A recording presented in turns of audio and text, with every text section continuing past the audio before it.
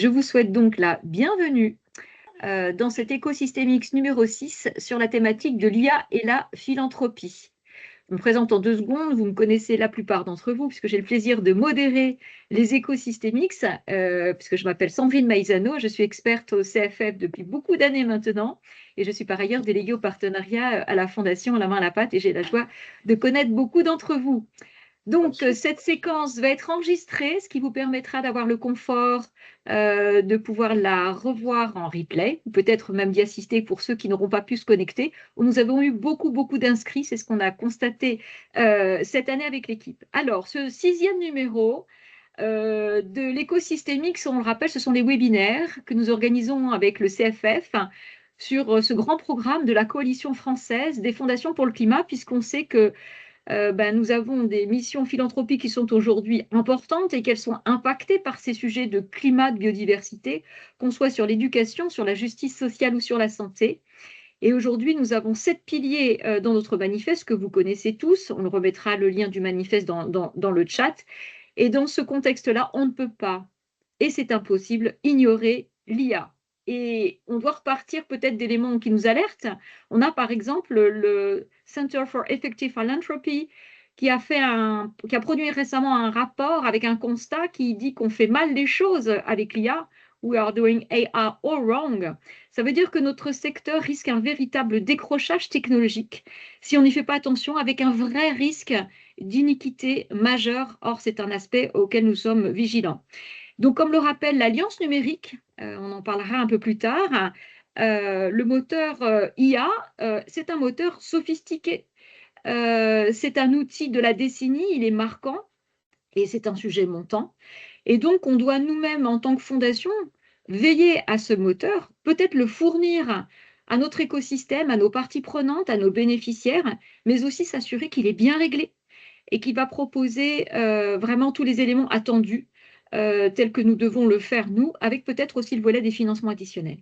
Alors, un peu d'interaction, si vous le voulez bien. Je vous propose tout de suite peut-être de se faire un petit autodiagnostic en direct avant d'accueillir nos 5 intervenants du jour. Alors, quelques questions qu'on va se poser et auxquelles on va essayer de répondre ensemble. Première question. Est-ce que votre fondation prévoit-elle d'accroître son utilisation de l'IA dans les jours et les mois qui viennent? Deuxième question. Pensez-vous avoir une bonne compréhension des besoins des associations en matière d'IA et de leurs capacités techniques? Troisième question, pour bien brancher les neurones. Est-ce que vous-même vous proposez un soutien financier, voire non monétaire, spécifiquement dédié à l'implémentation de l'IA dans les associations que vous soutenez? Enfin, quatrième question, qui permet de faire un petit autodiagnostic personnel. Est-ce que votre fondation, qu'elle soit distributrice ou opératrice, est-ce que votre fondation mène des discussions internes sur l'IA équitable, c'est-à-dire toutes les notions de biais à réduire, de justice à respecter, on va le voir ça pendant notre webinaire, au sein de vos programmes? Voilà, ces 4 questions, c'est absolument majeur de les avoir en tête et elles vont gouverner le webinaire qu'on va avoir aujourd'hui. Et elles confirment effectivement un fossé qu'on constate aujourd'hui, avec le principe peut-être de devoir poser un vrai diagnostic de la situation. Pour ce faire, je vais sans plus attendre accueillir Natalia Kiritopoulou, qui est Lead Global Assessment and Advisory Services of Center for Effective Philanthropy, on va dire le CEP. Bienvenue. Vous apporter des données mondiales pour aider les donateurs à être plus efficaces.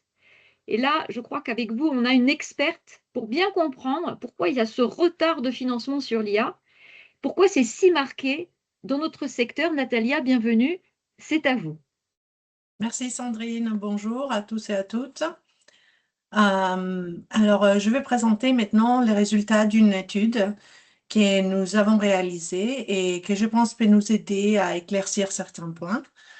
Dans le rapport que je vais présenter, nous avons voulu comprendre comment les secteurs de l'intérêt général explorent cet outil transformateur, quelles interrogations et préoccupations ils suscitent et quelles opportunités ces usages laissent entrevoir.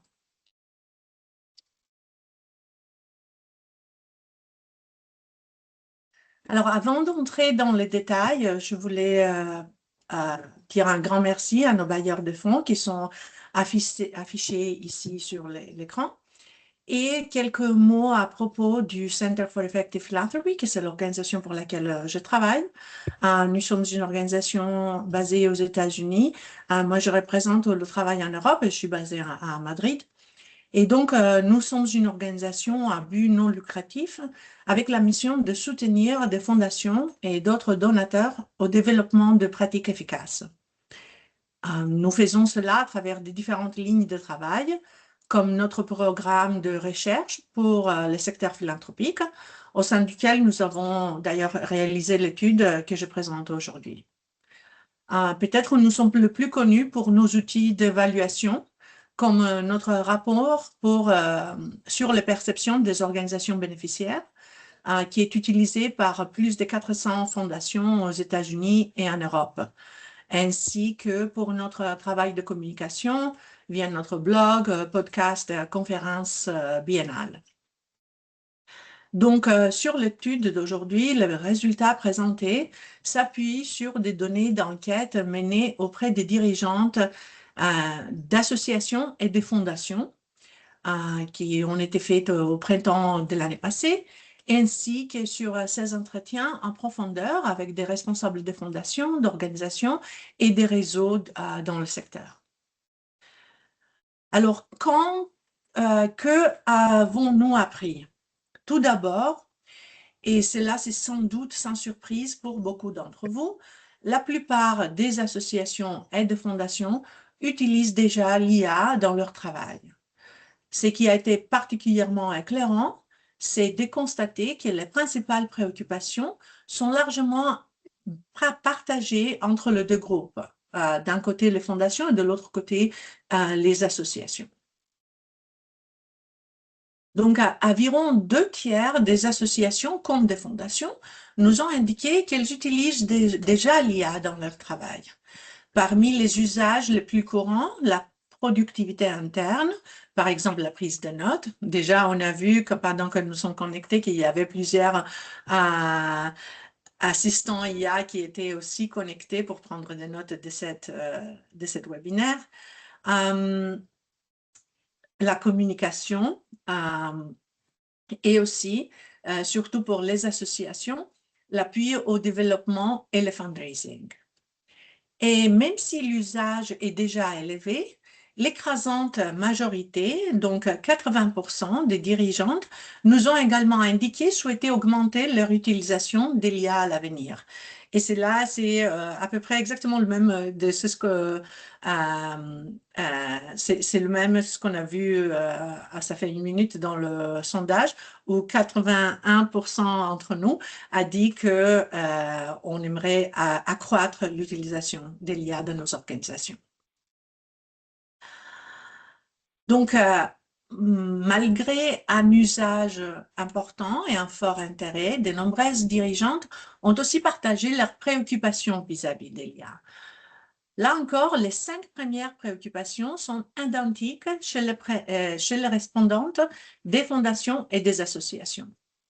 Les deux groupes s'inquiètent de la désinformation ou de l'obtention des résultats inexacts, des risques pour la sécurité et la confidentialité des données, le manque d'expertise ou de capacité interne pour apprendre et s'approprier de l'IA, et comment faire un bon usage et les algorithmes discriminatoires. Autrement dit, même si l'IA est déjà relativement courante, les inquiétudes restent fortes. Passons à notre deuxième constat. Les dirigeantes des fondations comme d'associations estiment que leurs équipes ne comprennent pas suffisamment les besoins des organisations en matière d'IA. Et si j'ai bien retenu ça dans les sondages qu'on vient de faire, il y avait 60% d'entre nous qui ont dit au moins qu'ils n'avaient pas une bonne compréhension des besoins de leurs bénéficiaires sur cet aspect.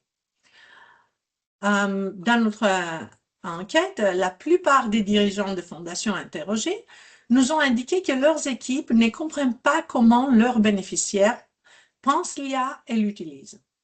Plus de 80% déclarent avoir une compréhension limitée, voire inexistante, de l'efficacité de l'IA dans le travail de leurs bénéficiaires, de leur capacité technique à l'utiliser et des considérations éthiques qu'ils peuvent avoir concernant l'IA. Et au-delà d'un déficit de compréhension, ce qui est peut-être encore plus important, c'est le manque de discussion sur les sujets entre fondations et organisations bénéficiaires. Alors, plus de 80% des associations indiquent qu'aucun de leurs financeurs ne leur a parlé d'IA et seulement 15% disent avoir eu des échanges avec quelques-uns de leurs financeurs. Et qu'en est-il du soutien de fondations à l'exploration ou à la mise en œuvre de l'IA dans le travail des associations? Le troisième constat est clair. Très peu de fondations apportent un soutien financier ou non financier à l'utilisation de l'IA par leurs bénéficiaires. Alors là, je n'ai pas ça c'est allé un peu vite, alors je n'ai pas vu exactement quel pourcentage d'entre les participants au webinaire ont dit qu'ils n'apportent pas ou, de soutien financier ou non financier sur cette question. Par contre, dans notre enquête, 90% des fondations nous ont indiqué qu'elles ne fournissent ni financement ni soutien non financier pour la mise en œuvre de l'IA au sein des organisations bénéficiaires. Et elles avancent trois principales raisons pour ça. L'absence des demandes ou d'intérêt exprimés par les bénéficiaires. Les sentiments que ce type d'appui ne correspond pas au positionnement de la fondation. Et le fait de ne pas y avoir réfléchi ou de ne pas savoir par où commencer. Et en plus, 73% n'ont pas de clarité si ce type de financement va être disponible dans le futur. Et même si l'avenir du soutien à la mise en œuvre de l'IA reste incertain, les associations ont exprimé ce qu'ils attendraient de leurs financeurs si elles recevaient ce type d'appui. Les besoins les plus fréquemment cités concernent l'éducation, la sensibilisation des équipes à l'IA. Viennent ensuite un financement pour accéder à des outils et logiciels existants, des formations techniques, par exemple sur la formulation des prompts efficaces, ainsi que des ressources pour comprendre comment l'IA pourrait affecter les publics et les communautés qu'elle sert. Et cela nous amène à notre quatrième constat qui est sur la question de l'équité. Et ce dernier enseignement, c'est qu'il existe encore une marge importante pour que fondations et associations prennent davantage en compte les enjeux éthiques liés au développement, au déploiement et à l'utilisation de l'IA. Nos enquêtes montrent que parmi les rares fondations qui financent la mise en œuvre de l'IA chez leurs bénéficiaires, soit seulement les 10% de fondations interrogées, à peine la moitié apporte ce soutien dans l'objectif explicite de faire progresser une IA équitable. Et nous définissons IA équitable comme le développement, le déploiement et l'usage éthique des systèmes d'IA visant à promouvoir l'équité, l'inclusion et la justice. Il s'agit donc d'une pratique encore relativement peu répandue.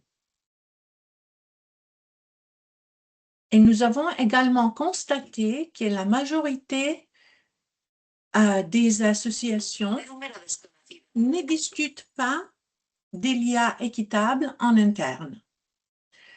Un peu moins d'un tiers déclarent n'aborder ces sujets qu'occasionnellement.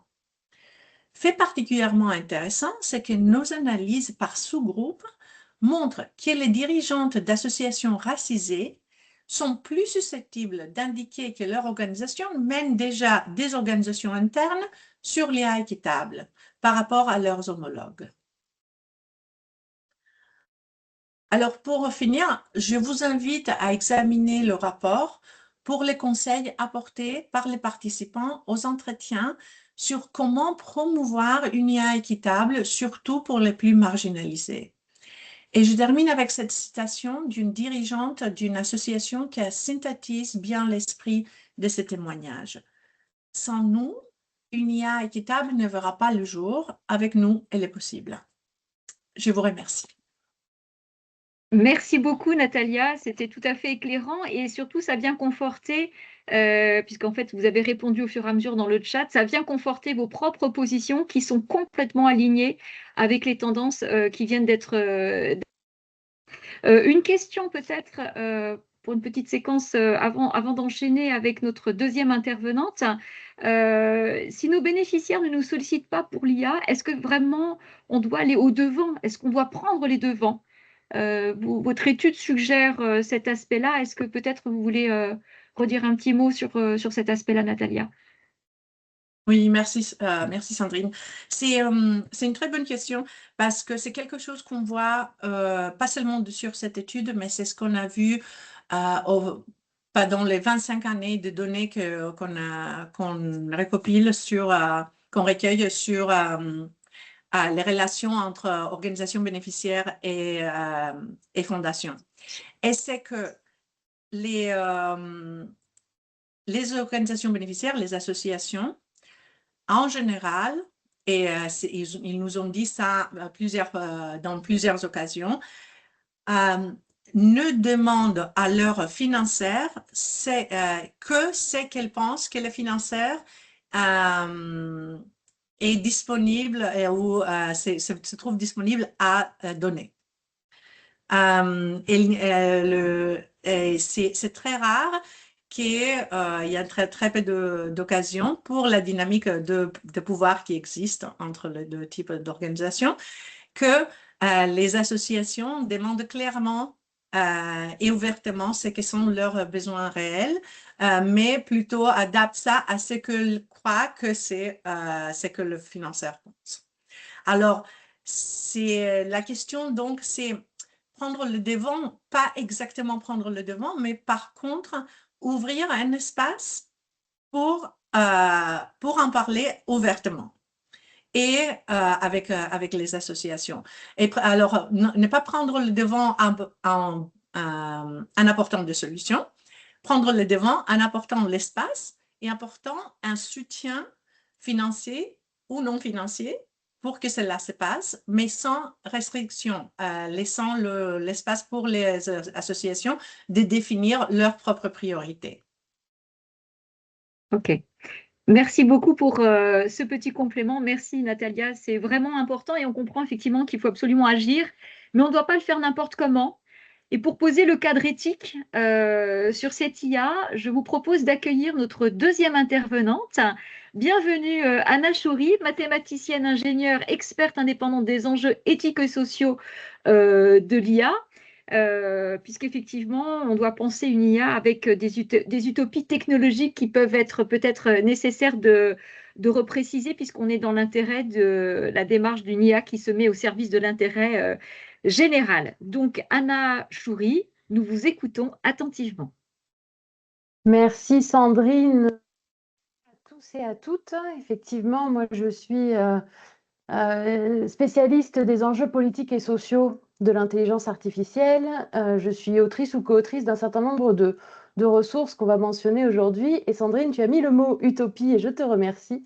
Je suis autrice du livre Le progrès n'est que l'accomplissement des utopies pour réaligner un essai, pour réaligner effectivement nos visions du monde avec nos développements technologiques.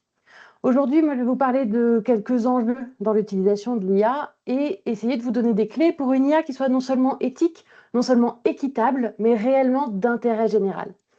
Je veux bien que tu passes à la slide suivante, s'il te plaît, merci. La première chose que je voudrais dire et que je répète à chacune de mes interventions, c'est que l'IA, c'est pas une baguette magique, hein, quelle que soit l'utilisation qu'on en fait. On ne va pas résoudre des problèmes qui sont la conséquence de choix politiques, de choix économiques, de choix sociaux, avec de la tech mal réfléchie. Ceci étant dit, face à l'urgence climatique et sociale, on cherche des leviers forts, c'est normal. L'intelligence artificielle, c'est un outil puissant. Elle a la capacité d'accélérer la transformation de la société. Donc, pour aider à financer et à utiliser une IA qui soit vraiment d'intérêt général, on va mentionner quelques points et on va commencer à la slide suivante, s'il te plaît, par une précision de vocabulaire. Parce qu'aujourd'hui, quand on parle d'intelligence artificielle et qu'on demande qu'est-ce que ça vous évoque, ce qu'on entend toujours, c'est ChatGPT, immédiatement. Effectivement, on a deux grandes familles d'intelligence artificielle moderne. D'une part, les IA analytiques et d'autre part, les IA génératives. Alors, les IA analytiques, elles ont été au sommet de la hype, vraiment de 2012 à 2022. C'est celles qui permettent de tirer parti des données. Vraiment, par exemple, pour automatiser un savoir-faire. Alors, je vous ai mis un exemple de Safe Natal, de Wukukawok, qui est une association guatémalienne, qui a pris des données cliniques pour pouvoir anticiper les risques de complications obstétricales. Elle a entraîné un modèle d'intelligence artificielle, modèle qui a pu être déployé après, donc embarqué sur des petites machines portables et déployé un petit peu partout dans des zones rurales. Ça, c'est un exemple d'IA analytique.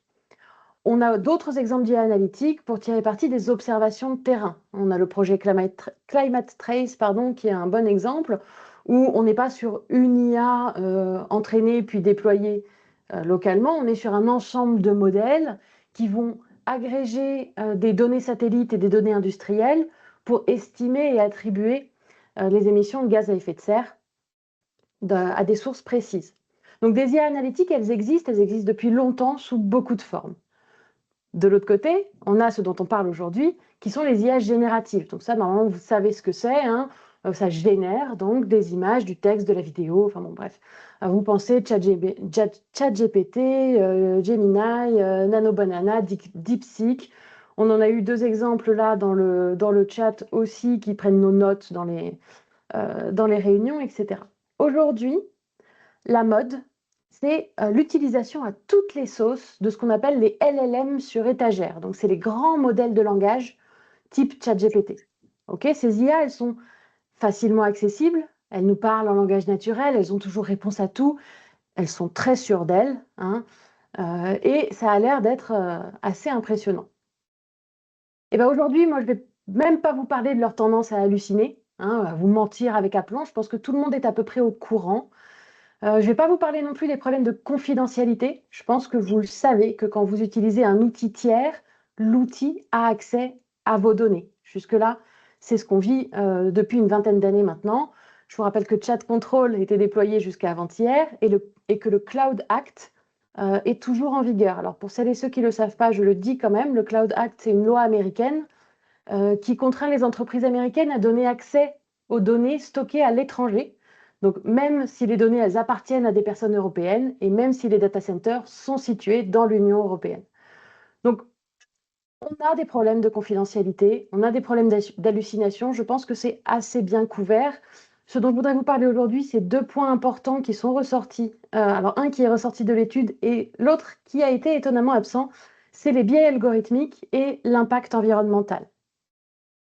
Donc, on va peut-être passer à la slide suivante. Je vais vous parler des biais algorithmiques. Pour être très précise, un biais algorithmique, c'est quand un algorithme pénalise ou fonctionne moins bien sur une population dite vulnérable. Ça veut dire quoi? Ça veut dire une IA qui est sexiste, qui est raciste, qui est grossophobe, qui est homophobe, etc., qui véhicule de la discrimination dans le sens qu'on connaît.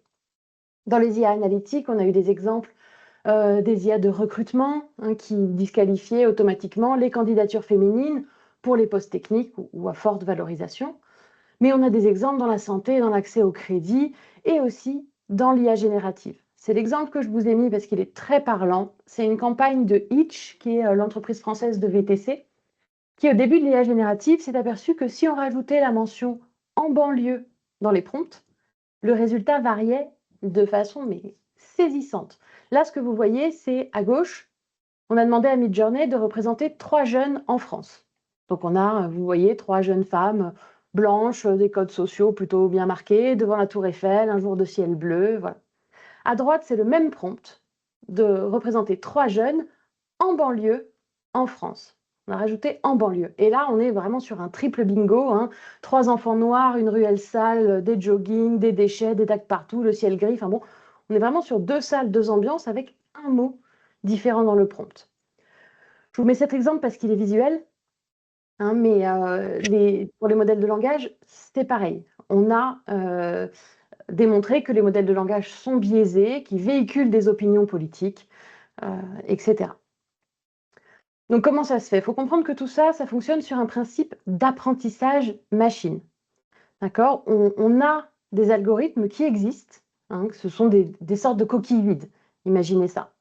Ces algorithmes, au début, on en choisit un, il ne sait pas faire grand-chose. Et on va lui fournir des données, des observations. Et on va lui demander de se conformer à ces données. Pour pouvoir après, en lui présentant quelque chose de nouveau, avoir un résultat qui devrait avoir du sens. D'accord? Maintenant, si dans les données d'apprentissage, il y a du sexisme, il y a du racisme, il y a des problèmes de représentation, l'algorithme va les intégrer et les reproduire. Donc même si vous avez une équipe très diversifiée, même si vous avez la meilleure intention du monde, avec un alignement plutôt progressiste, on voit que si les données d'apprentissage sont injustes, l'IA le sera aussi. Donc il y a un certain nombre de choses à mettre en place dès le début du projet pour s'assurer que l'IA soit équitable, c'est-à-dire qu'elle qu'elle ne véhicule pas de la discrimination. L'autre enjeu dont je voulais vous parler, c'est celui... Ah oui, c'est pas moi qui gère. Est-ce que tu peux mettre la slide suivante? Très bien, merci. C'est celui de Merci l'impact Camille. des IA génératives. Alors, bon, vous l'avez sûrement remarqué, hein, les IA génératives, on assiste à une course au gigantisme. Okay, GPT-4, il a 175 millions de paramètres, donc ça demande énormément de puissance de calcul. Et on a une espèce d'enchère aujourd'hui à qui construira le plus gros data center. En France, on a le projet Campus IA qui promet 1,4 gigawatts de puissance. C'est le plus gros projet d'Europe, hein, devant Microsoft Portugal qui a 1,2 gigawatts, devant comment il s'appelle, Stargate Norway qui doit être à 500 mégawatts. Hein, c'est 10 fois plus gros que notre plus gros data center français qui fait donc 120 mégawatts. Et notre plus gros data center français de 120 mégawatts, c'est déjà 40 000 mètres carrés de serveurs. Hein, on est vraiment sur des choses qui sont gigantesques, qui représentent des tensions donc, au niveau des ressources. Hein, on a la course aux semi-conducteurs qui nous ravive des conflits territoriaux, c'est ce qui se passe à Taïwan. L'extraction des terres rares, elle redevient un enjeu politique majeur, on l'a vu, du Groenland à l'espace. Et en plus de créer des nouvelles pressions, hein, sur les anciennes colonies, l'extraction des terres rares et leur raffinage, ça demande une grande quantité d'eau, de l'énergie qui est rarement décarbonée et absolument jamais renouvelable, et l'utilisation de procédés qui sont polluants. Ensuite, que ce soit pour l'entraînement ou l'inférence, c'est-à-dire l'utilisation de l'IA, ces énormes data centers, ils demandent une consommation énergétique de plus en plus importante. Hein, on parle de 2% de la production mondiale, je vous l'ai écrit. En France, on est à 2,2% de notre consommation annuelle. Donc, c'est l'équivalent d'une dizaine d'agglomérations de plus de 100 000 habitants pendant un an. Okay, pour un projet comme Campus IA, il faut une centrale électrique dédiée, plus tout le fuel qu'il faut pour les générateurs de secours qui doivent tourner tous les mois. Hein, on parle aujourd'hui d'environ 1000 mètres cubes, donc c'est 1 million de litres de fuel par an. Pour le projet Campus IA tout seul, il faudrait presque 5 fois ça. Et enfin, les data centers, ils ont également énormément besoin d'eau. Hein, on estime que les data centers, ils ont consommé 560 milliards de litres d'eau en 2023, hein, dont un peu plus de la moitié pour refroidir les data centers, qui sont souvent situés dans des zones qui sont déjà en stress hydrique. En France, c'est un petit peu moins le cas parce qu'on a du refroidissement à l'air ou du refroidissement à l'eau, mais en circuit fermé, parce qu'on se permet de prendre plus d'électricité pour faire tourner ces refroidissements, ce qui pose des problèmes en termes de distribution. On a une bonne production d'électricité en France, très bien, mais un réseau de distribution qui ne suit pas, et ce développement des data centers, il pénalise d'autres projets qui étaient peut-être plus d'intérêt général ou plus pour l'écologie que les projets de data centers. On a le cas à Marseille, par exemple, où le développement des data centers a empêché l'électrification des quais des ferries, ce qui fait que les ferries, pour avoir la lumière quand ils sont à quai, continuent à brûler du fioul. Et c'est fait un des exemples en France, et parmi beaucoup dans le monde, où ces besoins de consommation en data center, même quand on arrive à décarboner l'énergie, ce qui ne veut pas dire que l'énergie est renouvelable, nous donnent des conséquences environnementales qui restent très importantes et qui sont donc vraiment à l'opposé presque de ce qu'on chercherait à utiliser en utilisant une IA propre qu'on espérerait d'intérêt général. Ce que je vous dis, c'est assez déprimant, mais ce n'est pas pour renoncer à utiliser l'IA complètement. Hein. Ce que je veux que vous compreniez, c'est qu'il ne faut pas attendre du marché, et encore moins du marché américain, hein, qui développe des solutions d'IA d'intérêt général. Effectivement, il y a la source, hein, la tendance aujourd'hui du marché, à la fois économique et géopolitique, elle est vraiment à l'inverse total de ce qu'on appelle IA d'intérêt général. En Europe, on a défini des piliers pour une IA de confiance. Hein. Donc, ce que je vous ai présenté là, c'est le pilier diversité, non-discrimination et équité, hein, donc contre les biais algorithmiques, et une partie du pilier sur le bien-être social et environnemental.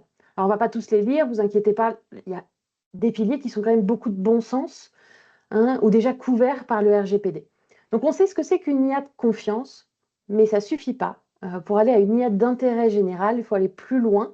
Ça, c'est la Charte de Paris qui va nous en donner une définition claire. Donc, c'est la slide suivante et qui peut être mise en pratique. Voilà, superbe.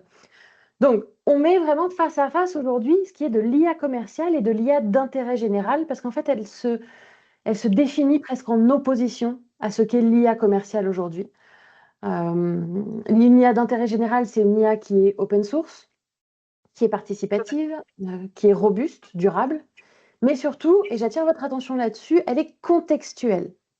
D'accord ? La tendance du marché, c'est de faire des IA généralistes, vous savez, qui savent tout faire, qui peuvent faire tout et n'importe quoi, répondre à n'importe quelle question, et on paye le prix, hein, des biais algorithmiques, des hallucinations, et le prix environnemental d'avoir ces énormes modèles qui demandent beaucoup de puissance de calcul. Donc, une IA d'intérêt général pour répondre à ces problématiques-là, elle doit être contextuelle, se créer pour un sujet dans un encadrement clair, d'accord, des données d'apprentissage et de ce qu'on appelle de l'inférence, de la façon dont on l'utilise. Et bien sûr, il faut qu'elle sorte d'une logique de croissance, hein, et elle doit être vectrice de progrès, qui, je le rappelle, ne peut être que sociale ou environnementale. Je vais vous laisser avec quelques ressources et je crois comprendre qu'on en reparle après dans cet écosystème X. Donc, il y a le MOOC Objectif IA qu'on a écrit il y a quelques années avec Open Classrooms, l'Institut Montaigne et la Fondation Abeona, hein, pour acculturer aux enjeux des intelligences artificielles et des IA génératives. Mais surtout, principalement, spécifiquement sur l'IA générative, on a le livre blanc, Les grands défis de l'IA générative de Data for Good, qu'on a écrit il y a 2 ans maintenant, qui a été adapté en jeu sérieux, donc en atelier, la bataille de l'IA par les associations Latitude et Data for Good. Donc c'est vraiment quelque chose à faire que je laisserai, je ne vais pas spoiler, je laisserai Margot en parler un petit peu après. Je vous invite à aller voir le site Escrime, Esprit critique et mathématique des Maths en scène. Ça, c'est un projet du ministère de l'Enseignement supérieur et de la Recherche pour parler, alors une partie pour parler d'intelligence artificielle et d'esprit critique. Et on a développé notamment un atelier sur les bulles de filtre, l'enfermement informationnel sur les réseaux sociaux, qui permet donc d'avoir de l'acculturation et de la sensibilisation à des sujets d'intelligence artificielle. Et puis, bien sûr, Frabamia, qui est le site de Framasoft pour comprendre l'IA et la démystifier, qui recense vraiment beaucoup d'informations et surtout qui nous permet de rester à jour. Hein, ils font un gros travail sur l'intelligence artificielle et ses enjeux. J'ai essayé de tout condenser en une dizaine de minutes, comme prévu. C'est long, c'est lourd, il y a beaucoup de choses, mais heureusement, il me semble qu'on a un petit moment d'échange. Donc, si vous avez des questions, je serais ravie d'en discuter. Je n'ai pas du tout regardé le chat Absolument. pour pas me... Hop. Merci Anna, absolument. On va créer un petit moment d'interaction, puisqu'on retient notamment ce concept d'IA de confiance avec la Charte de Paris, je pense, qui est une des idées forces qu'on doit retenir de ce webinaire ce matin, puisqu'on parle effectivement, on focalise sur l'intérêt général. Alors, je rappelle qu'il y a un replay du webinaire, donc tout ce qui a été dit par Anna, par Nathalie préalablement, et puis par nos autres intervenants qui vont arriver, vous pouvez regarder ça aussi tranquillement. Effectivement, beaucoup de ressources citées. Vous aurez le support et les ressources comme c'est indiqué dans le chat, qui est un espace aussi où, je vous rappelle, vous êtes invités à poser vos questions. Il y avait d'ailleurs une remarque sur le volet environnemental, bien sûr, qu'on a abordé, qu'on n'est pas mis dans les 4 questions premières, parce que pour nous, ça nous paraît tellement important et tellement évident à la CFFC, à la Coalition française des fondations pour le climat, que l'environnement, la durabilité, bien entendu, est incluse. C'est un des piliers d'ailleurs dans le manifeste, dont on vous a remis le lien dans le chat et que je citais tout à l'heure en introduction.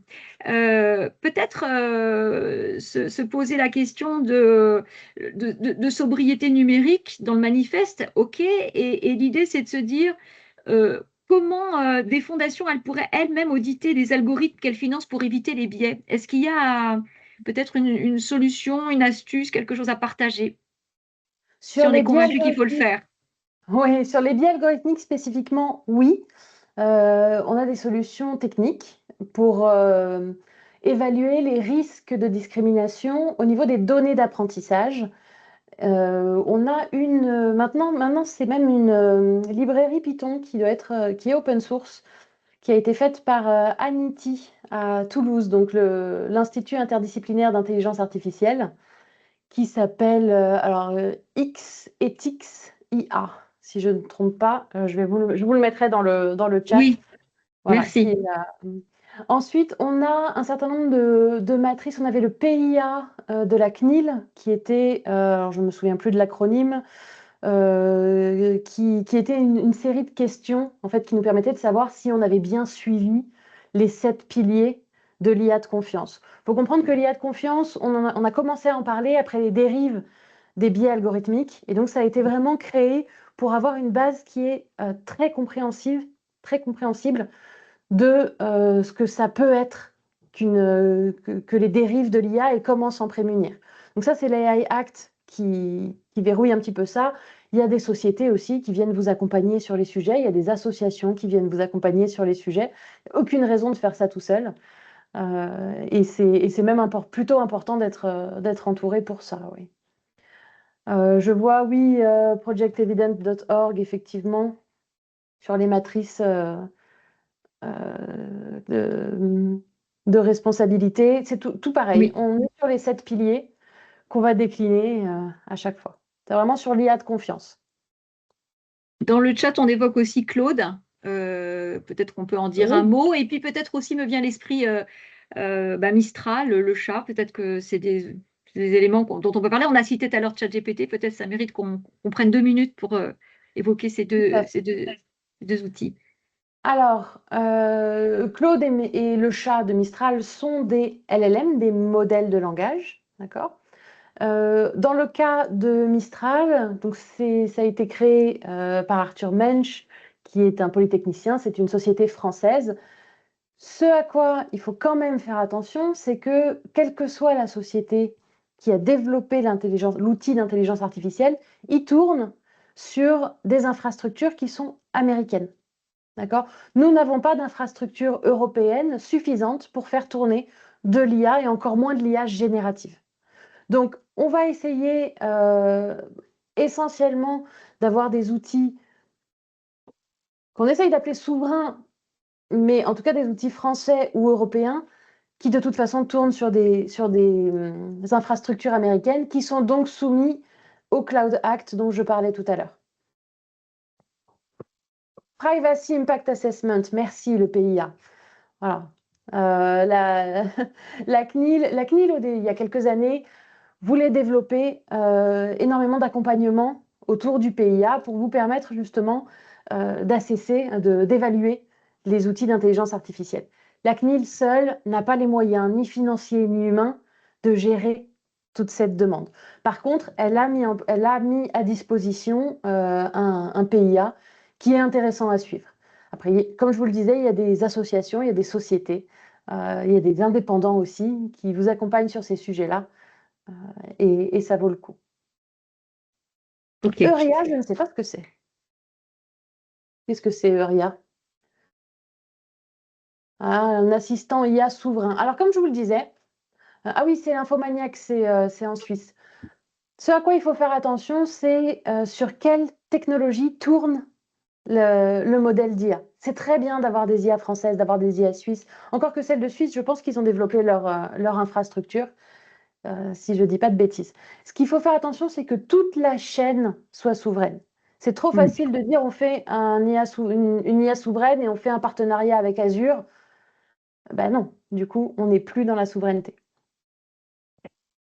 C'est un vrai volet parce qu'effectivement, on est dans l'approche systémique où il ne faut pas oublier tous les périples, que ce soit dans, je sais pas, même dans l'usage, le stockage, la conception, la production. Si à un moment donné, effectivement, on dépend d'infrastructures qui ne sont pas en Europe. Et le Cloud Act a été remis aussi dans le chat, mais on vous renverra tous les éléments, ne vous inquiétez pas. Alors, on est parfait en termes de timing, beaucoup d'informations à retenir, mais on n'a pas fini. Puisque maintenant, nous allons accueillir Margot Levisan, donc cofondatrice de Latitude, ainsi que Camille Agopian, qui est donc déléguée générale du magnifique fonds Le Chant des Étoiles. J'adore ce nom. Alors, on va vous écouter toutes les deux parce que dilemme de fondation, la bataille de l'IA, de quoi parlons-nous? Est-ce qu'on peut commencer, maintenant qu'on a posé le cadre et qu'on a été interpellé sur la dimension éthique de ces sujets-là? Est-ce qu'on peut commenter un peu de réalité? Alors, Margot, Oui, bonjour c'est à à toi. tous et à toutes et Bienvenue. merci encore de nous recevoir. Alors, hop, je vais partager mon écran. Peut-être en 2 mots sur Latitude avant de rentrer en détail sur l'outil de la bataille de l'IA ESS et sur lequel Camille nous fera un retour. Est-ce que vous voyez bien mon écran? Oui, Super. Donc, en 2 mots, Latitude, on est une association qui existe depuis 9 ans maintenant et on travaille sur la question du numérique. On travaille surtout sur comment est-ce que, à mesure que le numérique progresse dans nos vies et dans nos quotidiens, moins on le comprend, plus on perd prise sur ses usages, alors que ce soit les questions d'empreinte environnementale que Anna a citées juste avant, les questions d'impact sur la démocratie aussi, et donc sur la manière dont on fait société. Et on constate surtout un immense manque d'éducation à ces sujets aujourd'hui. Alors, nous, sur une mesure d'impact qu'on a menée auprès de plus de 10 000 personnes, on a 70% des personnes qui participent à nos programmes qui n'ont jamais reçu de formation sur les impacts du numérique. Et donc, avec Latitude, on développe un certain nombre de programmes pour, apprendre à développer son esprit critique face au numérique et deux, pouvoir faire des choix éclairés, repenser ces différentes pratiques.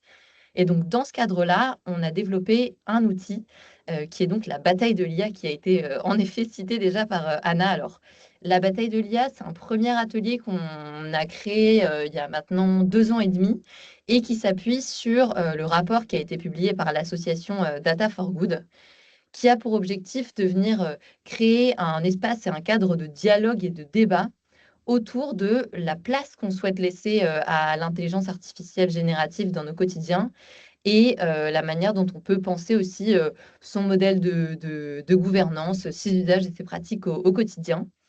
Il y a quelques mois, on a fait une adaptation de cet outil aux acteurs de l'économie sociale et solidaire. Et donc, c'est la bataille de l'IA ESS qui fait partie d'un programme qui s'appelle IA for Good. Vous pourrez aller regarder sur le site si ça vous intéresse, qui est un programme d'acculturation et d'accompagnement du monde associatif aux enjeux liés à l'IA générative. La bataille de l'IA ESS, je vais vous présenter très rapidement l'atelier, juste pour que vous l'ayez en tête et que vous compreniez un peu le format, et puis on prendra le retour de Camille dessus.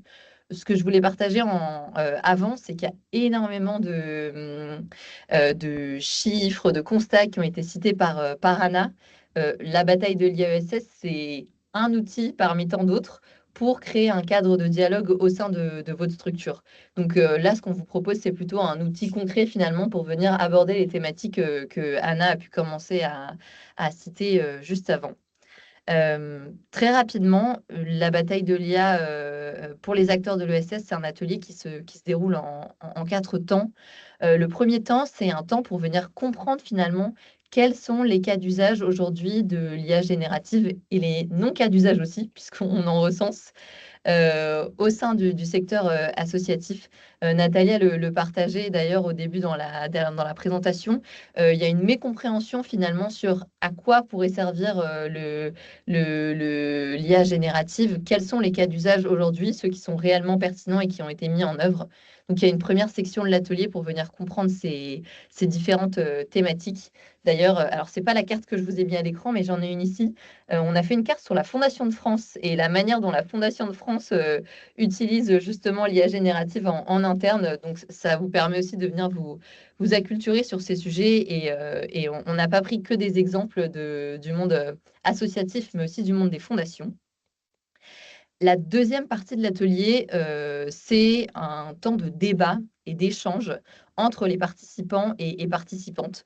Vous avez à l'écran un exemple de carte. Vous allez à chaque fois avoir une question assez ouverte et vous allez venir en débattre avec les personnes avec qui vous participez à l'atelier. Ensuite, on vous propose de retourner la carte pour avoir davantage de détails, d'études pour venir étayer la discussion. Les thématiques qui sont traitées, c'est, je vous le donne en mille, c'est les thématiques que Anna vous a présentées juste avant. Donc, il y en a 5. La première, c'est la question de la fiabilité de l'information. D'ailleurs, Anna parlait des questions d'hallucination. Alors, moi, pour l'anecdote, j'ai une fondation qui m'a partagé qu'elle utilisait du coup un outil de retranscription, d'IA générative pour ses PV de conseil d'administration. Et en fait, ils se sont rendus compte que l'outil qui était utilisé inventait finalement des informations. Ils nous envoyaient ensuite, voici le PV, voici ce qui s'est dit pendant le conseil d'administration. Et il y avait des propositions complètement loufoques à pourquoi est-ce qu'un projet avait été rejeté ou un projet avait été admis. Et ça, c'était simplement une retranscription d'une réunion qui avait pu avoir lieu. Donc, une des thématiques sur la fiabilité. Deuxième thématique qui est traitée, c'est la question de l'impact environnemental et donc impact énergétique, impact en eau, comme cité plus haut. Troisième thématique autour de la question des biais algorithmiques, dont on a aussi parlé sur ce webinaire. Quatrième thématique qu'on traite, c'est l'impact qu'ont ces outils sur la manière dont on fait société, le rapport à la démocratie, la manière dont on l'enseigne à l'école. Et la dernière thématique, c'est une thématique autour de la propriété intellectuelle et du droit d'auteur, qui est celle que vous voyez à l'écran. Donc, une deuxième partie d'atelier qui vous permet vraiment de venir creuser dans les enjeux socio-environnementaux auxquels on fait face à travers le numérique et là plus spécifiquement l'IA générative. Et ensuite, l'atelier s'achève par 2 dernières sections. Une première section autour des valeurs de l'économie sociale et solidaire. Pour nous, c'était assez important de repartager qu'on est dans un cadre assez spécifique, en tout cas dans le monde de l'ESS, on a des valeurs très fortes et des principes assez forts qui régissent nos fonctionnements au quotidien.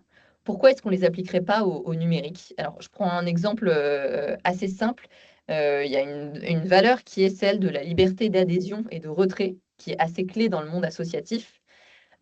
Finalement, si on applique cette valeur-là à nos pratiques numériques, qu'est-ce que ça veut dire?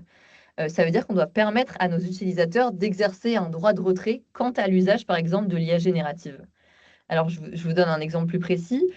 Si, par exemple, vous avez un site sur lequel vous proposez un chatbot basé sur de l'IA générative pour avoir accès à de l'information, il faut aussi permettre aux utilisateurs et utilisatrices de pouvoir accéder à cette information sans utiliser le chatbot, de dire moi j'ai pas envie d'utiliser l'outil d'IA générative, je veux aussi avoir accès à cette information. Donc pour refuser déjà l'usage du chatbot et ensuite proposer des alternatives pour facilement retrouver toutes les informations qui seraient proposées. Donc voilà la troisième section qui permet aussi de replacer en tout cas le cadre des principes de l'ESS. Et la dernière partie de l'atelier, et alors, ça ne vient pas directement répondre à l'une des questions qui était posée dans le chat, mais vous demandiez s'il y avait des matrices, en tout cas, pour permettre de valider ou non certains usages. Alors, on ne vous propose pas du tout la matrice parfaite, très loin très loin de nous cette idée, et c'est assez complexe à faire, de toute façon, on en parlait juste avant. Par contre, on vous donne un premier cadre de réflexion. Donc, on vous propose un cas d'usage au sein de vos structures. Et ensuite, à travers des cartes bonnes pratiques, on va venir vous faire réfléchir à, tiens, est-ce que tel usage, au regard des risques qu'on a évalués en amont, est-ce qu'il est pertinent? Et surtout, quelles sont les bonnes pratiques que je peux mettre en place pour limiter au maximum les risques? Donc, vous avez tout un tas de cartes bonnes pratiques que vous retrouvez et que vous pouvez parcourir tout au long de l'atelier. Donc voilà, je vous ai fait un panorama assez large de l'atelier, mais ça vous permet de comprendre ce dont il en retourne. Et je vais passer la main à Camille pour qu'elle puisse nous partager. Peut-être de son côté, Camille, tu as pu tester l'atelier alors en tant que fondation et nous partager pourquoi est-ce que vous avez décidé de tester cet atelier de ce côté et en quoi est-ce que ça te semble important pour les fondations de se positionner sur cette thématique. Merci Margot. En préambule, je commencerai par un tout petit, une toute petite précision. Nous ne sommes absolument pas spécialistes de l'IA, très très loin de là, donc pas besoin d'y connaître quelque chose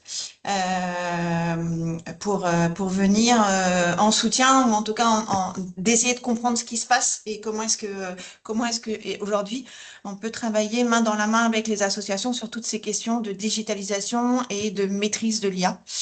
Il y a une certitude aujourd'hui que nous avons, nous, au Champ des Étoiles, c'est que il y a une nécessité d'aller travailler sur ces questions de digitalisation et d'IA, que c'est un train qu'il ne faut pas louper, que les associations aujourd'hui ont besoin de nous pour y aller, tout simplement parce que ça nécessite des moyens financiers, des moyens techniques et des moyens humains qu'elles ne peuvent pas avoir en interne et que ça fait partie de notre responsabilité, nous, en tant que financeurs, de pouvoir les accompagner dessus. Alors, je suis pas en train de vous dire qu'il faut qu'on passe maintenant tous à 100% de financement d'IA et de digitalisation, mais ça me semble important qu'aujourd'hui, en tant que financeur, on ait une part plus ou moins importante en fonction des sensibilités des fonds et des gouvernances, mais qu'il faut que chacun d'entre nous, on soit aujourd'hui conscient de ce que ça veut dire aujourd'hui. Un peu comme, on va dire, sur les 10 dernières années, il y a eu un vrai travail de fait sur les frais de structure, où finalement aujourd'hui, en tant que fonds et fondation, ça ne nous semble paraît plus aussi, ça nous semble, excusez-moi, ça nous semble évident aujourd'hui d'aller rajouter une ligne salaire sur le financement de nos projets. Et ben aujourd'hui, nous sommes persuadés qu'il devrait y avoir une ligne digitalisation ou IA. Parce que les associations ont aujourd'hui besoin de ces outils. Il se trouve que c'est dans ce sens-là que nous sommes allés financer le programme IA for Good. Alors, je ne vais pas dévoiler le programme puisque Guilhem va en parler après. Mais par contre, la bataille de l'IA pour l'ESS est l'une des briques de ce programme. Et Margot est venue me demander de venir essayer la bataille. Et ce que j'ai trouvé particulièrement intéressant, c'est déjà que c'est un outil qu'on peut nous-mêmes utiliser dans nos structures. C'est pas du tout un outil qui est spécialisé association, c'est vraiment un outil qui travaille pour tout, qui est à disposition de tout l'écosystème et qui ne nécessite pas, comme je l'ai dit tout à l'heure nous concernant, une connaissance de l'IA, mais qui au contraire peut mêler des gens. Moi, j'ai été assez impressionnée par la capacité de l'IA à faire travailler des gens qui s'y connaissent et des gens qui s'y connaissent pas. Il n'y a pas de il y a pas de hiérarchie dans la connaissance. On est tous placés au même niveau. Et en fait, c'est vraiment comment est-ce que ensemble on envisage l'utilisation de notre IA. Donc il y a aussi, du coup, c'est vraiment une modalité pour embarquer les plus réticents, qui ne savent pas comment faire, qui se disent je suis dépassée, c'est pas de mon âge, j'irai jamais. c'est une bonne façon de commencer déjà à se poser des questions sur OK, c'est quelque chose qui existe, c'est quelque chose qui fait partie de notre quotidien. Et même si on ne veut pas l'utiliser, en fait, comment est-ce qu'on l'appréhende? C'est quoi ses biais? Comment est-ce qu'on peut l'envisager et comment est-ce que derrière, on peut créer sa propre charte d'utilisation? Ça, c'est le premier point. Le deuxième point, c'est que c'est un format court, c'est 2 heures. Ça ne nécessite pas une organisation énorme. Et c'est quelque chose qu'on peut faire en interne et qu'après, on peut proposer à nos associations pour qu'elles commencent, elles aussi, à se poser leurs propres questions sur c'est quoi leur utilisation, comment est-ce qu'elles veulent le faire.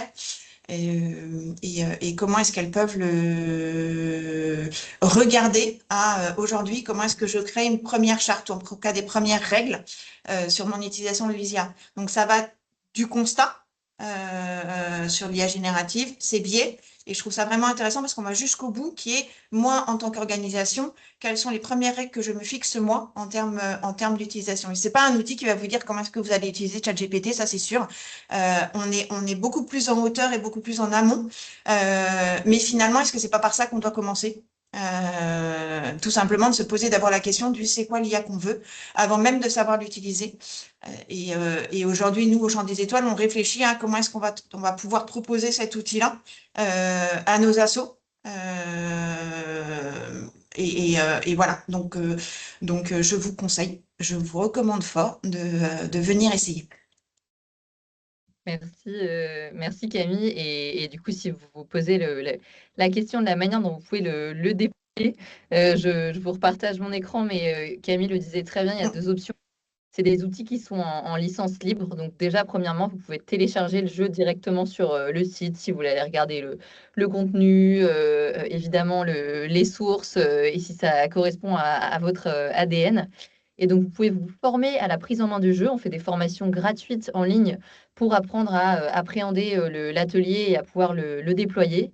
Et après, si ce n'est pas possible, vous pouvez aussi faire appel à l'attitude et à différents animateurs, animatrices pour qu'ils puissent venir animer un atelier chez vous. Première étape. Et puis, deuxième étape, évidemment, le diffuser auprès de votre réseau de structures associatives.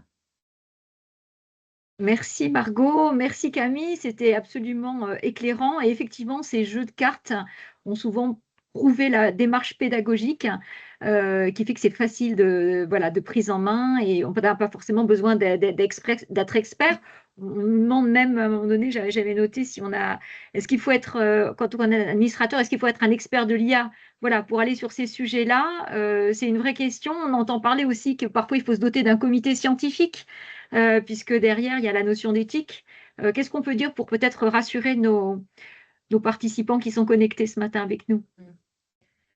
Peut-être pour répondre à un premier volet, et Camille, je te laisserai compléter. Ce qui est intéressant dans l'atelier et au-delà d'un comité scientifique, c'est la question de la gouvernance finalement du numérique.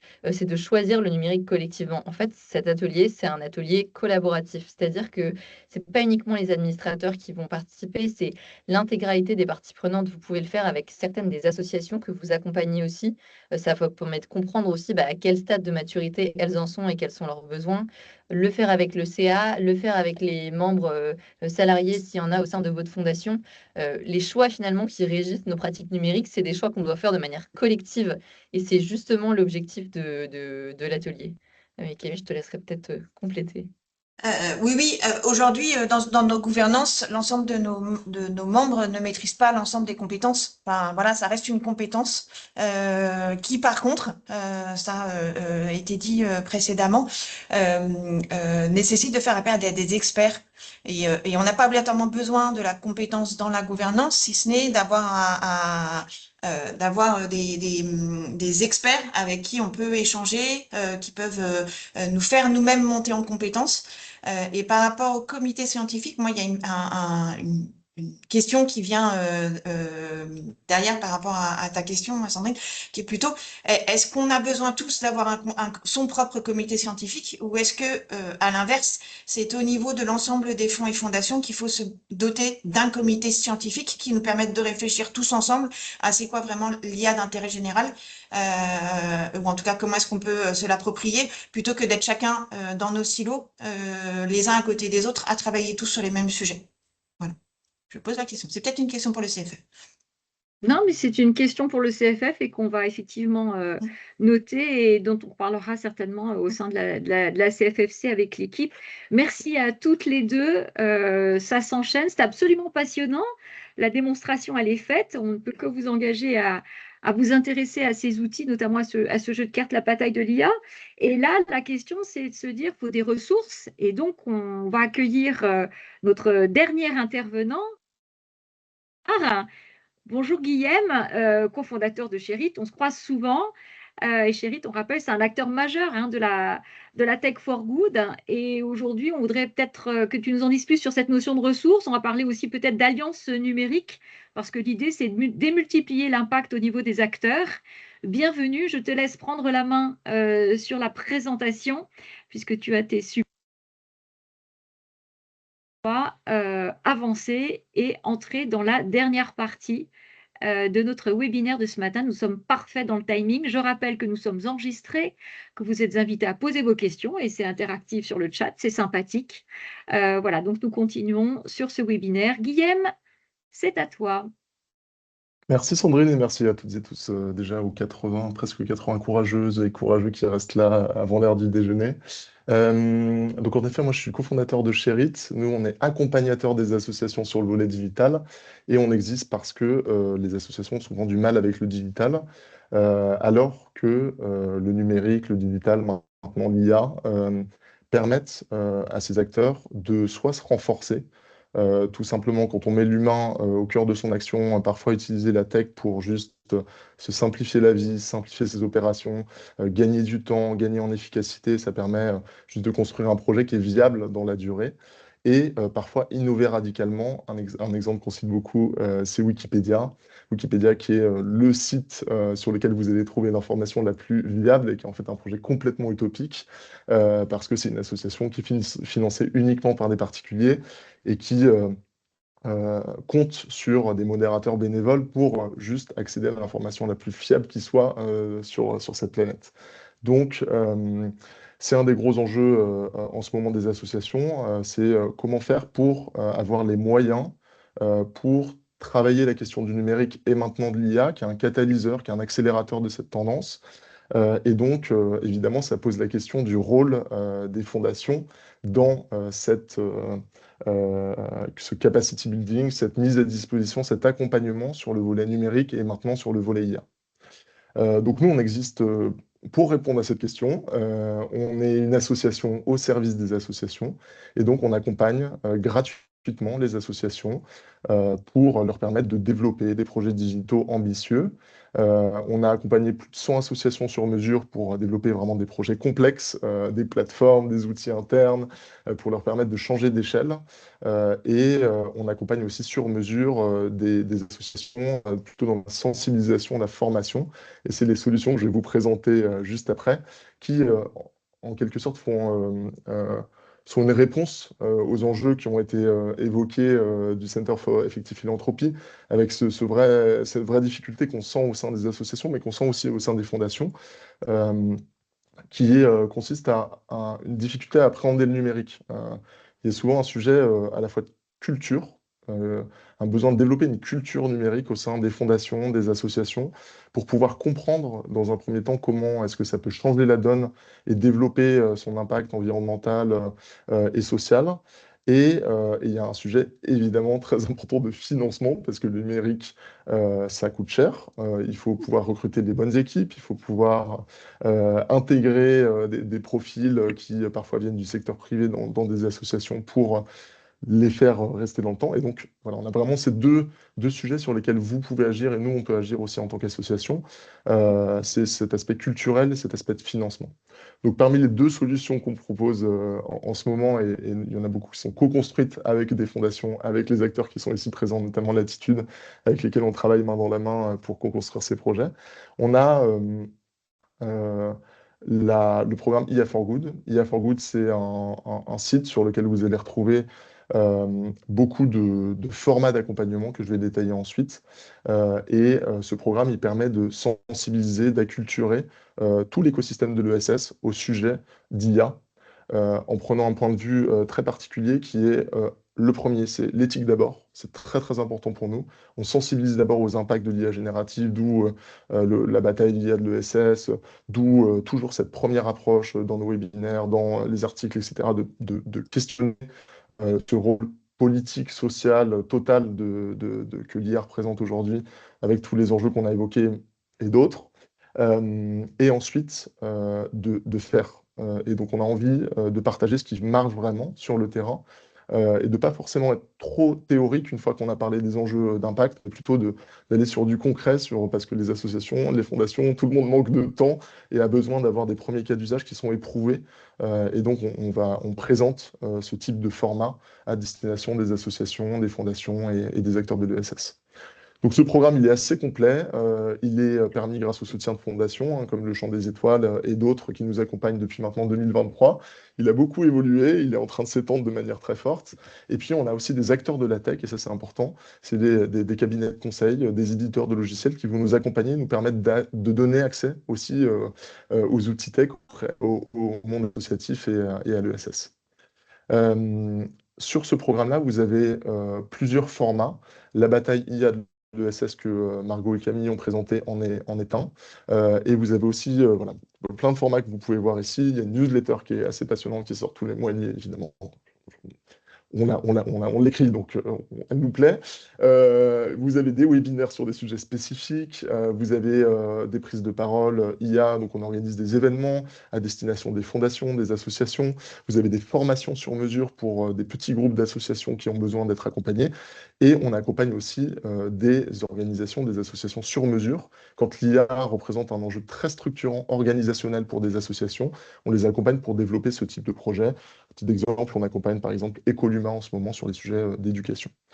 Donc tout ça, ça répond à un des premiers enjeux qui avait été partagé par Natalia, c'est en effet un gros enjeu de formation, d'accompagnement, qui va juste le fait de se tenir au courant des différents enjeux sur l'IA, et ça va très vite, et donc juste d'être à jour, jusqu'à de l'accompagnement sur mesure, de la formation, et ce qu'on voit de plus en plus sur l'IA, c'est qu'il faut vraiment mettre les mains dans le cambouis, il faut faire sur des cas d'usage très pratiques, très pragmatiques, pour vraiment avoir les premières réponses.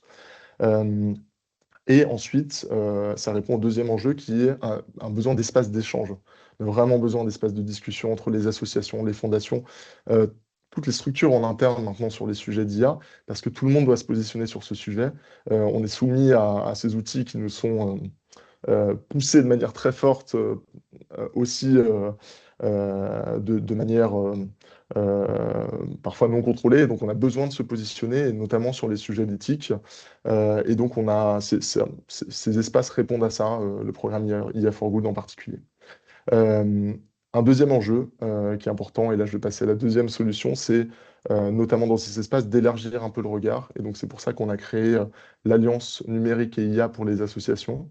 Et là c'est un espace beaucoup plus large qui permet de réfléchir et de proposer des premières pistes pour financer le numérique associatif, accompagner la mise en place de projets numériques et IA dans les associations, et permettre à tous les acteurs de jouer un rôle à leur place, les fondations, les associations, les acteurs de la tech, les pouvoirs publics.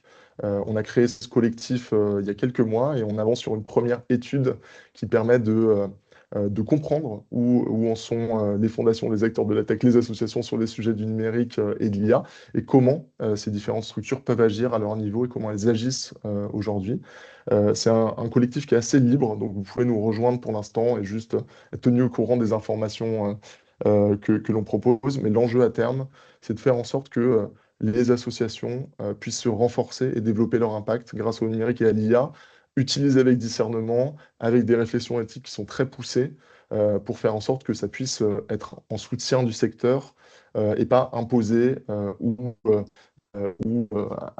accepté, mais avec un retard très fort sur certains projets. Donc voilà, ces deux initiatives, on a évidemment besoin de vous pour faire partie de ces collectifs, nous permettre aussi de les développer, et notamment sur IA for Good, c'est un projet qui demande aussi des investissements, donc on a besoin de vous pour le financer, puisqu'on va lancer la saison 3 à partir de septembre, et donc on a besoin de financeurs qui sont prêts à apporter du financement pour tout un écosystème, puisque tous les outils qu'on développe sont à destination de tous et sont libres pour les associations. Merci Guillaume, c'est tout à fait éclairant et ça donne envie d'aller regarder tout de suite tout ce qui a été mis en ligne, parce que vous avez plein de liens qui vous ont été développés. Il y a du son, je ne sais pas si tout le monde a bien écoupé son micro derrière. Voilà, il y a quelqu'un qui a un micro ouvert, s'il peut fermer, ça serait plus confortable pour l'acoustique et l'audio de tous. Est-ce que, peut-être une question, on a parlé de fonds additionnels, est-ce qu'on ne peut pas simplement réorienter les dons actuels? Il faut vraiment rajouter? C'est compliqué parce que les associations elles souffrent beaucoup en ce moment sur des fonctions très basiques. Donc il y a un besoin d'avoir à la fois des fonds d'urgence, des fonds d'accompagnement en ce moment. Et en même temps, on a besoin aussi en ce moment d'investir sur des sujets numériques et d'IA, parce que c'est ce qui permet de renforcer aussi parfois, de faire passer un cap à des associations. Donc on a besoin des deux, je dirais, une augmentation des financements sur ces sujets. Je pense que c'était le premier constat qui a été partagé avec le Center for Effective Philanthropy. Tout le monde se rend compte qu'on a besoin d'investir, et investir dans des assos, c'est compliqué parce qu'on est toujours pris par l'opérationnel, donc on a besoin que nos financeurs nous apportent cette espèce d'espace de respiration pour travailler ces sujets, et notamment en interne pour les salariés.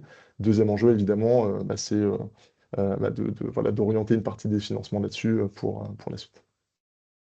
Si on veut signer la tribune, là, l'Alliance, qu'est-ce qu'il faut faire concrètement?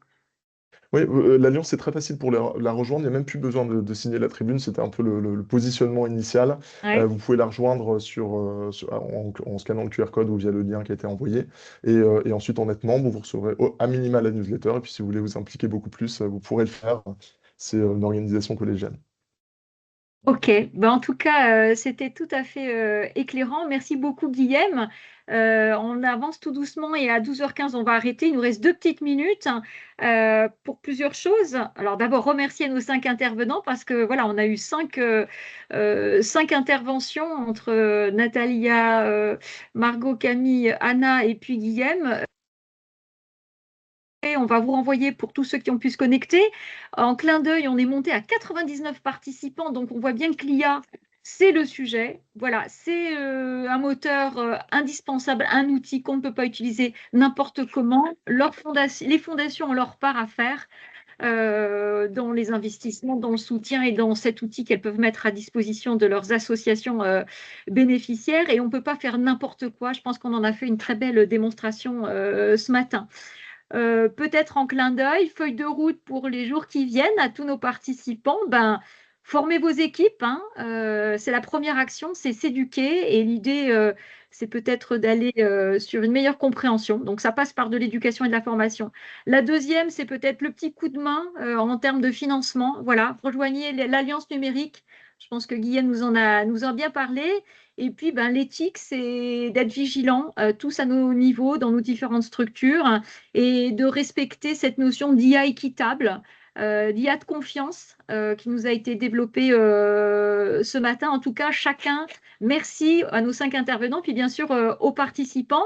Je remercie aussi la Fondation Carasso, la Fondation Terre Solidaire, la Fondation de France et la Fondation SNCF, puisque derrière la Coalition française des fondations pour le climat, il y a ce soutien des fondations qui nous permettent de vous donner ce rendez-vous régulier des écosystémiques. Alors, le prochain, 2026, la date n'est pas encore déterminée, mais on vous tiendra au courant. Continuez à nous suivre, c'est super. Et puis, bien sûr, le CFF, on vous donne rendez-vous à notre grand rendez-vous annuel de l'Atelier des fondations à Annecy, qui, je le rappelle, se déroule cette année du 29 au 30 juin. Et la 3e journée, ça sera le 1er juillet. Voilà, merci encore à tous. 12h15, la ponctualité, c'est la politesse des rois. On espère que vous avez été passionnés. À très bientôt. Je rappelle que ce webinaire est disponible en replay et que toutes les ressources seront données. Voilà, à très bientôt. Portez-vous bien et faites de l'IA éthique. Merci beaucoup. Merci, au revoir. Merci beaucoup. Au revoir. Merci. Merci, au revoir. Merci.